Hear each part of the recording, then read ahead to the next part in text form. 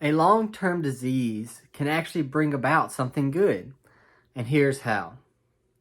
In Mark chapter 5, verses 25 through 34, it tells the story of a woman.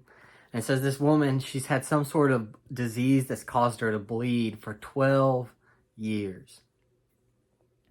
And in fact, her situation is not just the problem with the blood and the bleeding, but everything that she's done to fix that hasn't helped. And she becomes a woman who's desperate.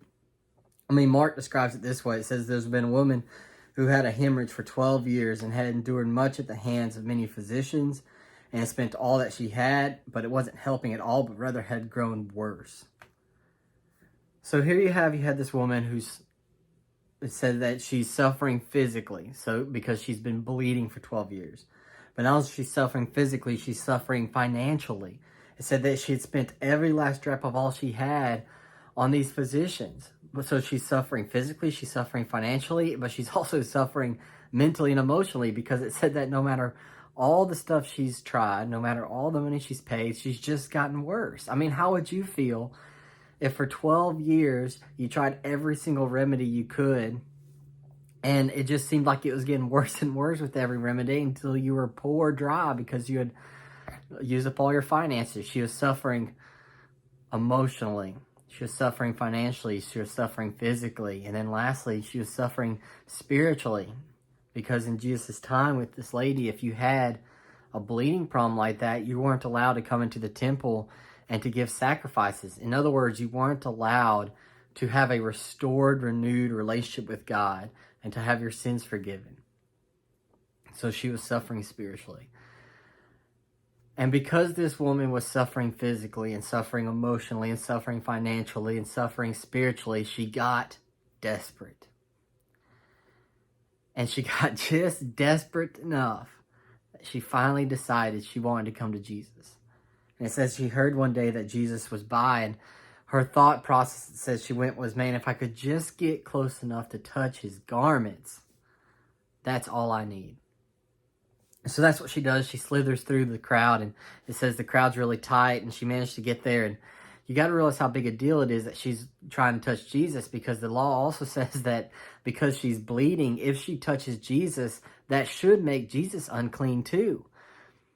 So it's a risk on her part, but it's also was a risk to put on Jesus that he would become unclean if he got touched by her. But he touches her in a way, and something amazing, she touches him anyway on the very fringe of his garment, and something amazing happens. Instead of her sickness and her problems and all that pain she's going through, instead of that being transferred over to Jesus and taking over Jesus and making him unclean, Jesus's cleanliness and Jesus's righteousness and Jesus's wholeness gets transferred to her, and she gets healed. Of course, she knows what she did, that she touched the fringe of his garment without him knowing.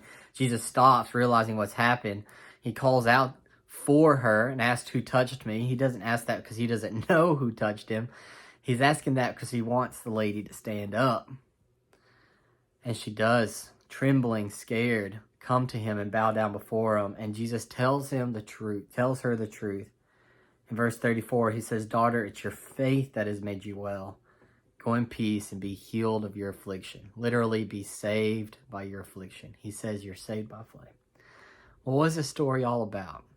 Well, it tells us this, that saving faith is seeking Christ because you know he alone can fix sin and the symptoms of sin. See, this story tells us 4 things about faith and disease and Jesus and how they all interact. And the first of those it shows us is that disease is a symptom that demonstrates to us that our world is affected by sin. The Bible tells us that God didn't create disease in this world, but disease is a symptom. In other words, it points to the fact that there's a greater problem in this world, and that greater problem we have is that we have sin, and there's sin in this world. And the fact that we have disease going around, that's just proof that the world is broken. Secondly, the story teaches us that Jesus alone has authority not only over the symptoms of sin, but sin itself.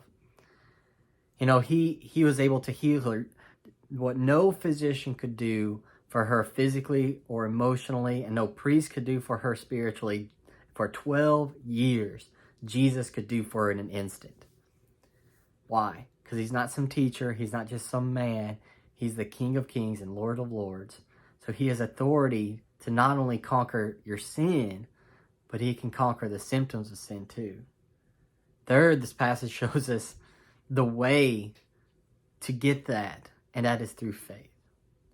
Jesus tells her, hey, it's not some magic juju.